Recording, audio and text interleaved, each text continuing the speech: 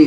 ఆ దివ్యత్వం చేత లోకమంతా ఇవాళకి కూడా ఆ అరుంధతి నక్షత్రాన్ని పెళ్లి అయిపోయిన వెంటనే ఆ భార్య భర్తలకిద్దరికీ కూడా బయటికి తీసుకొచ్చి చూపిస్తారు అయ్యమ్మ. అందుకని పెళ్లి ఎన్ని అవుతుంది. ఆ దివ్యత్వం చేత లోకమంతా ఇవాళకి కూడా ఆ అరుంధతి నక్షత్రాన్ని పెళ్లి అయిపోయిన వెంటనే ఆ భార్య భర్తలకిద్దరికీ కూడా బయటికి తీసుకొచ్చి చూపిస్తారు అయ్యమ్మ.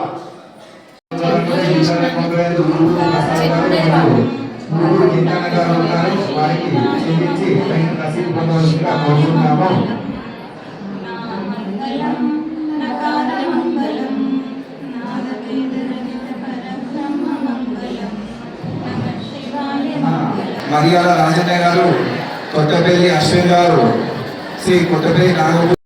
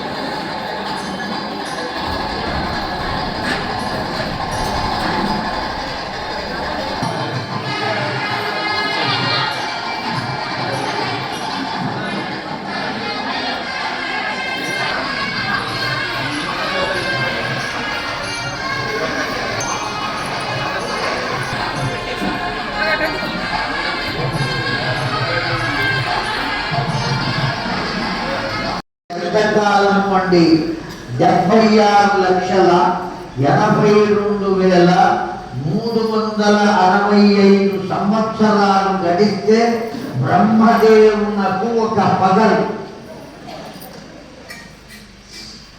ఈ సంవత్సరాలు ఈ 76 లక్షల అనే సంఖ్య చెప్తానే, ఆ సంఖ్య ఏ సంవత్సరాలు అంటే మానవ కాలమానం ప్రకారం. అది ఆ మానవ కాలమానం ప్రకారం ఇన్ని సంవత్సరాలు గడిస్తే బ్రహ్మదేవునకు ఒక పొగలు. మన్వంతరాలు అయిపోతే ఒక కల్పము అయిపోయినట్టు. ఒక కల్పం అయిపోయింది అంటే బ్రహ్మగారు పదవి నుండి దిగాలి, కొత్త బ్రహ్మగారిని ఏర్పాటు చేయాలి. ఇప్పుడు ఈ కల్పం ఏ కల్పం చెప్పండి? చెబుతారు శ్వేతవరాహ కల్పే అని చెబుతారు. ఏ కల్పంలో మనం ఏ మన్వంతరంలో ఉన్నామంటే వైవస్వత మన్వంతరే. వివస్వానుడు అంటే సూర్య భగవానుడు. సూర్య భగవానుని పుత్రుడు ఎవరిదండి? కనుక కాలం నాకు కూడా పరిమితి ఉన్నది. ఆ కాలం అయిపోగానే నేను కూడా వెళ్ళిపోవాలి. ఎవరి కాలం శాశ్వతంగా ఇలా ఉండేటువంటి అవకాశం లేదు. కనుక మరణానికి కొద్దిగా వాడు మహామేధావి. ఆ కాలకాసుడు అడిగాడు వరం. ఏమడిగాడయ్యా? పాశ్యంతుతే ఈశ్వర దివ్య సంభూత తథా తద్పురుషయోగాత్ ఖ్యాతి విగతయా విగతయా తథా సర్వజ్ఞతా అధికం ప్రపూయతే. పర్వతాల మీద కూర్చుని తపస్సు చేస్తున్నాడు. అటువంటి వాడు పెళ్ళెప్పుడు చేసుకోవాలి అన్నాడు. హంస మీద కూర్చున్నాడు, అనుగమించాడు, వెళ్ళిపోయాడు. ఇప్పుడు ఈ తారకాసుని యొక్క ఆగడాలు ఆగటం లేదు. భరించలాగా పారిపోయారు దేవతలంతా. అమ్మ బ్రహ్మగారు ఎలా పడితే అలా వరాలిస్తూ ఉంటాడు. వాటిని సరిచేయలేక మేము ప్రాణాలు తలకు వస్తున్నాయి. ఏం చేయాలి? అయినప్పటికీ బ్రహ్మదేవుని కూడా పిలవయ్యా. ఎప్పుడైతే ఆ మాట అన్నారు,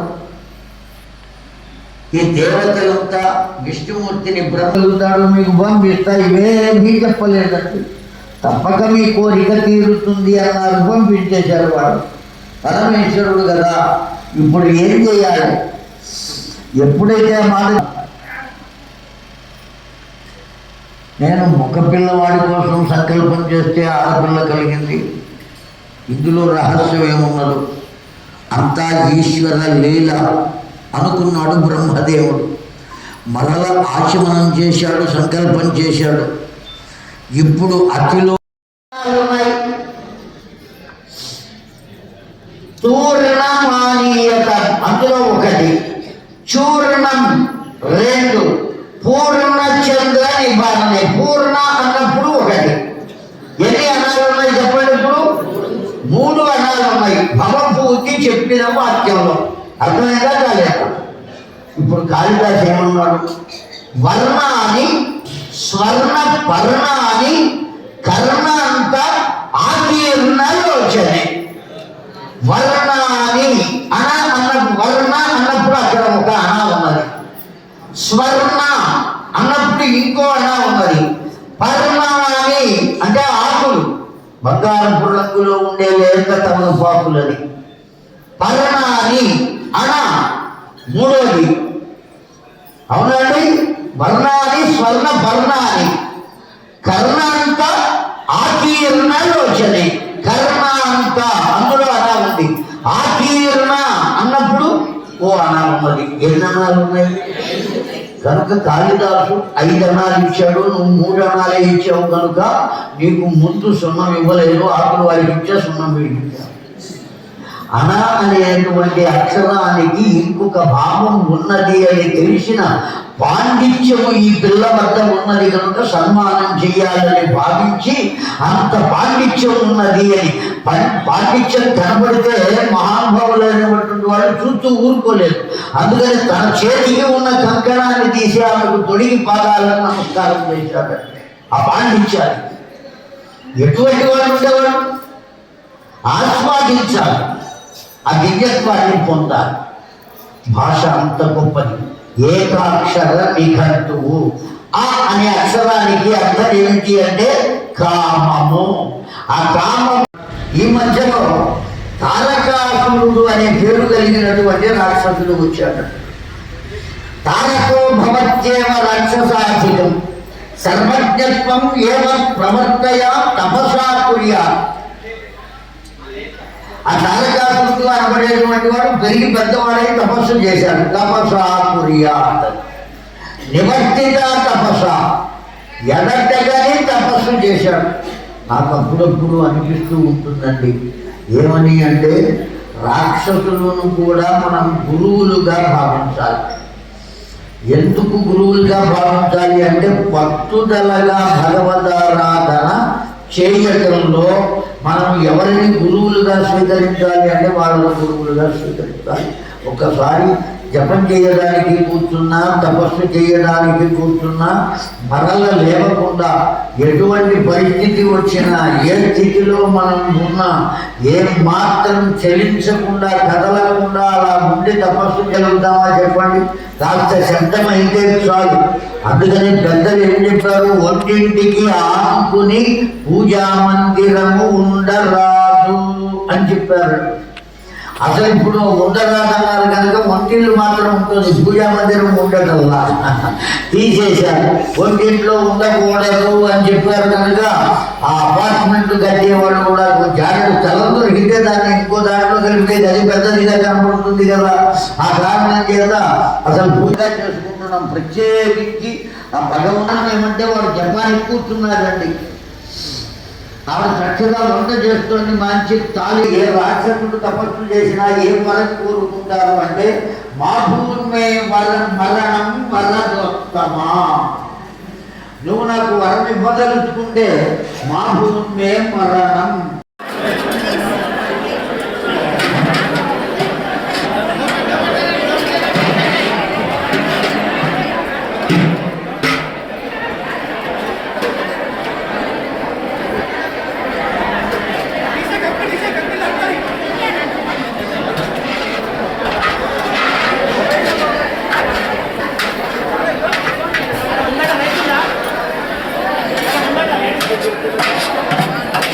Yeah.